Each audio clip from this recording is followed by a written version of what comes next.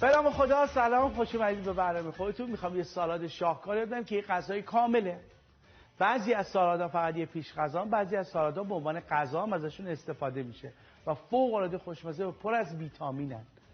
دلیلی که امروز یه سالاد رو انتخاب کردم اینه که در این شرایط کرونایی یکی از چیزایی که خیلی میتونه مفید باشه خوردن سبزیجات و غذای سبکه. اولا این غذای فوق العاده سبکه، خیلی خوشمزه و پر از ویتامینه و میتونه خیلی براتون مفید باشه. سعی کنید حتما درستش کنید. در اوج سادگی خیلی جذاب و جالبه. اولا در تابستان سرد و در زمستان گرم میخورنش. این از نکات ویژه‌شه. چه موادی داره؟ از ذرت داریم استفاده می‌کنیم یا بلال داریم استفاده می‌کنیم. همینجا این نکته بامزه‌شو بگم.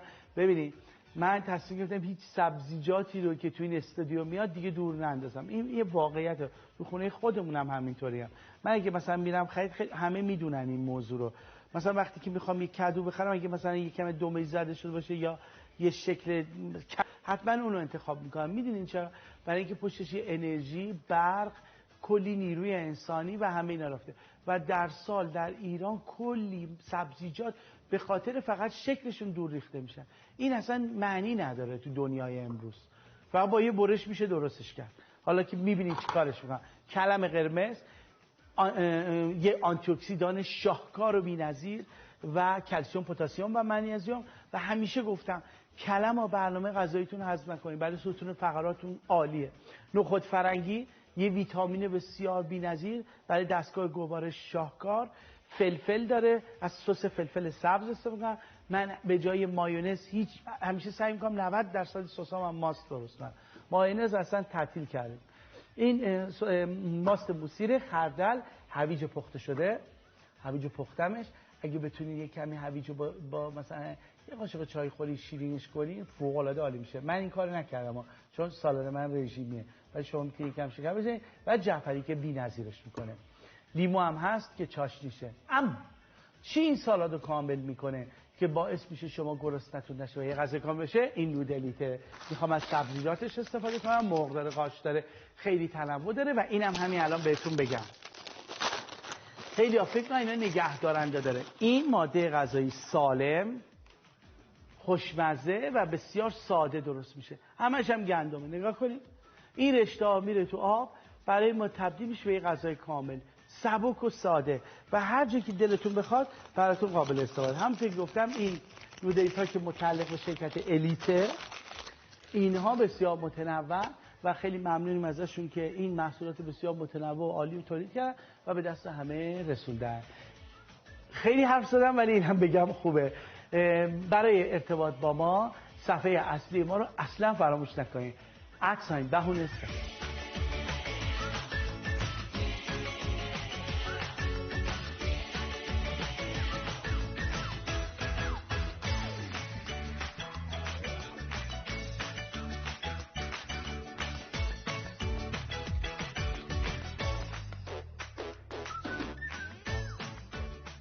خیلی وقت نداریم، میخوایم سریع کار بکنیم. آبو گذاشتم به نقطه جوش. من اومدم به جای کنسرو نخود فرنگی از نخود فرنگی تازه استفاده کردم. پس میریزمش تو آب که خیلی سریع بجوشه. نخود فرنگی رو میذاریم تا بجوشه. اما چه چیز دیگه ای بهش اضافه میکنیم تا به اون پختی که میخوایم برسه، تا نودلیتو اضافه کنیم؟ این بلاله. اول از همه اون قسمت که به درد نمیخوره رو میندازم دور. بعد دمشو میکنم اینطوری. حالا با این چاقوی اره‌ای از بالا شروع میکنم اینا رو خیلی راحت بریدن. پس دیگه نیازی نیست کلی پول کنسرو ذرت بدم. با این کار میتونیم با خیلی ارزون ذرت شیرین یا معمولی داشته باشیم. من از ذرت شیرین دارم استفاده میکنم. خیلی اصلا ذرت شیرین رو دوست ندارن، دلشون همون ذرت‌های ساده خودمون میخواد. ببینید کامل دونه‌هاشو درآوردم. به جای که کلی پول کنسرو بدم اومدم خودم دارم از ذرت استفاده میکنم. این چیزها رو میخوام انجام بدم که خودتونم لذت ببرید. حالا دوباره از قسمت که پایه هست این شکلی میام این ذرت رو میبرم.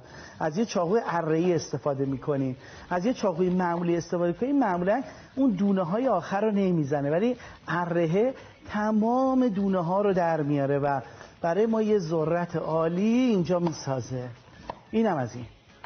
حالا که ذرت آماده شد میریزیمش تو آب جوش. اینم از این.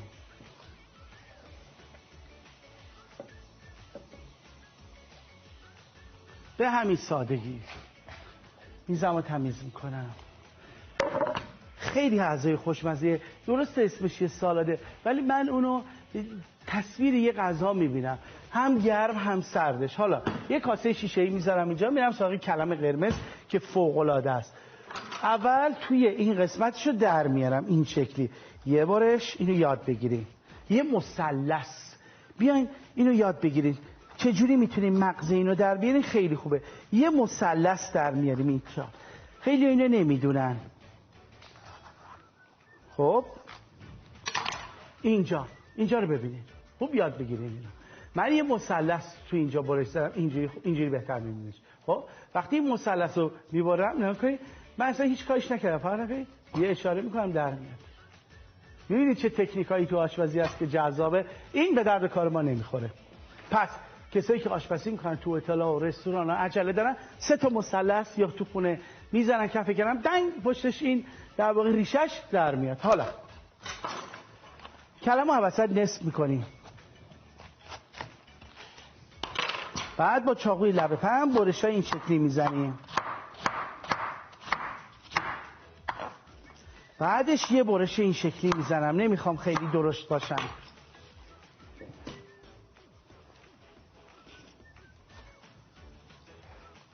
بعضی هم اگه دوست داشتن تیکه های کلم کوچیک باشه میتونن رندش کنن از قسمت درشت، ولی دستورش به این صورته. این از این کلمو اضافه کردیم. میرم سراغ هویج پخته شده. هویج باید حتما پخته شده باشه. یه بارش این شکلی، یه بارش این شکلی، یه دونه اینطوری، یه دونه این، و بعدش برای مربع کردنش هم این.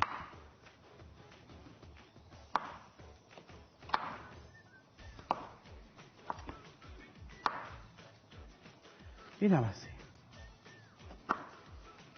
حالا سریع برشای مربعی میزنیم.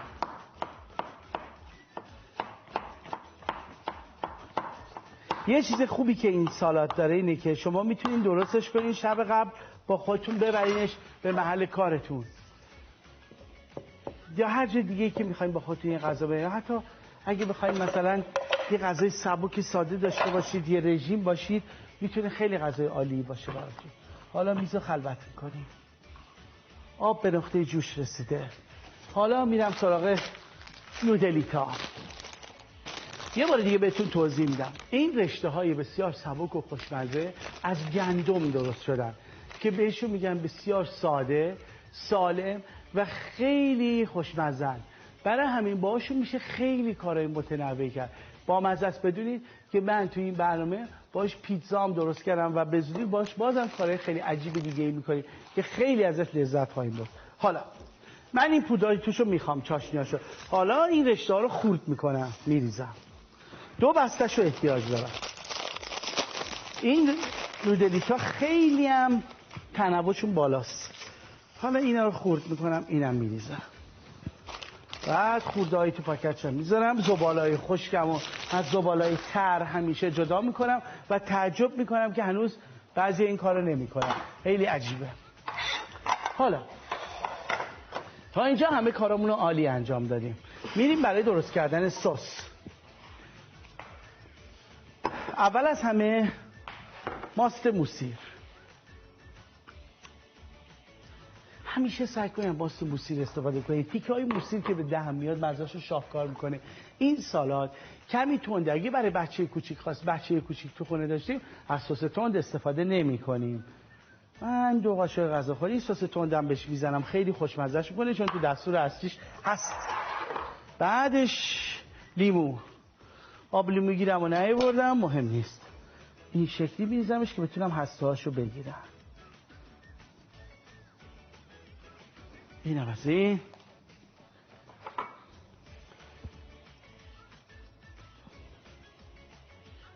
اینم از این. 2 تا میخوام، خیلی خوشمزه‌اش میکنه.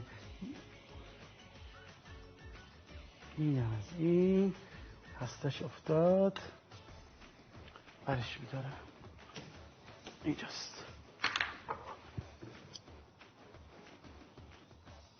خب اینم از لیموش. حالا یه ماده غذایی دیگه شو بهش اضافه میکنم که فوق العاده‌اش میکنه. میتونید خردل ملایم و تند استفاده کنید. من از خردل ملایم استفاده میکنم. اینم احتیاج نداریم. یه کمی همش میزنم، بعد با یه همزن خوب یه دستش میکنم.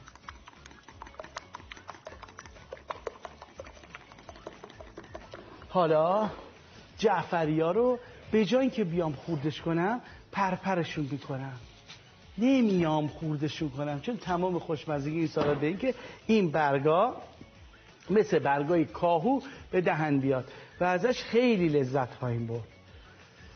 خب تا اینجا همه کارامون رو عالی پیش بردیم. بعد بریم سراغ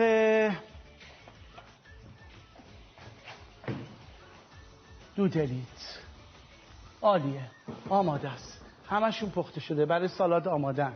یادتون باشه من نخود فرنگی از این نخود فرنگی خیلی زود پز بوده که فریزش کردیم. یادتون باشه نخود فرنگی گاهی وقتا دندانگیر میشه و شما رو اذیت میکنه توی سالاد. باید حتما امتحانش کنین که نرم باشه. من مطمئنم اونا پختن و نرم شدن. آب کشش میکنم.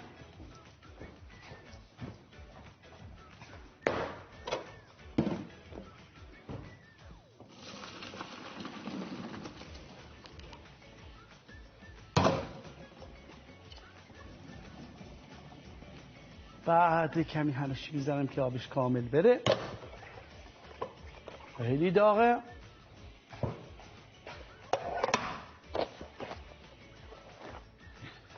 حالا همه چی آماده است.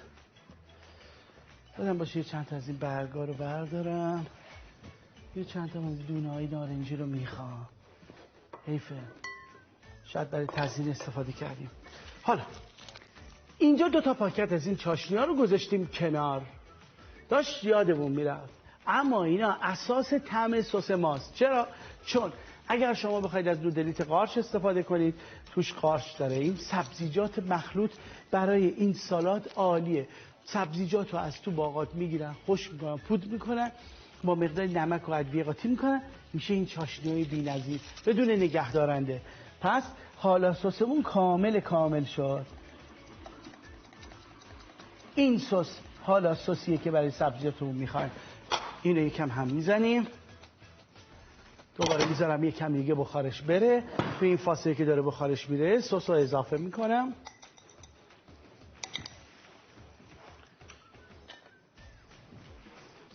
و کارم تموم میشه اینجا به این سرعت. دیدی؟ وقتی شما از یه ماده غذایی خیلی سریع استفاده میکنی، باید تمام تلاشتون باشه که کارتون هم سریع پیش بره. حالا بهش اینو اضافه میکنم و گفتم اگر که داغ بخوام بخورمش تو زمستون و اگه بخوام تو تابستون بخورمش میذارمش تو یخچال تا خنک بشه. حالا شروع میکنم به هم زدنش. خوب همش میزنم و باید اینم خوب گوش کنید. اینم داشت یادم بیاد خیلی مهمه. باید همین اتفاقی که دارید میبینید رو انجام بدید. چرا؟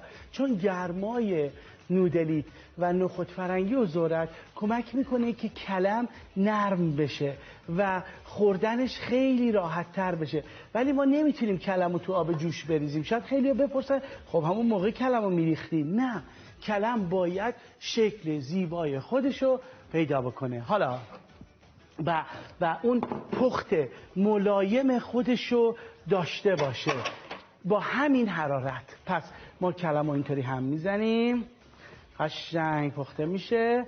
بعد من یه دونه قاشق بر میدارم، سالادو میکشم به این شکل که فکر کنم وقتی بودم تمومه و شما تو پایان این سالاد زیبا رو میبینید. میبینید چقدر خوش رنگ و لابه. یه غذای فوق العاده است. پس دیدین که ما اومدیم با این نودلیت ها که گفتم خیلی گوشت داره، مرغ داره، من سبزیجات داره، همین توش هم نشون دادم که چقدر سالمه، همش گندمه و فوق العاده طعمای عالی داره.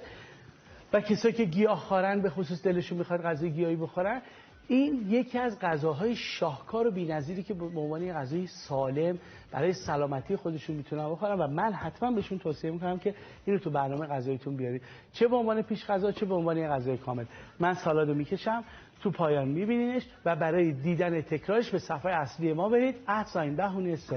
ممنونم که ما رو دوست دارید و برنامه خودتون رو میبینید. خداحافظ.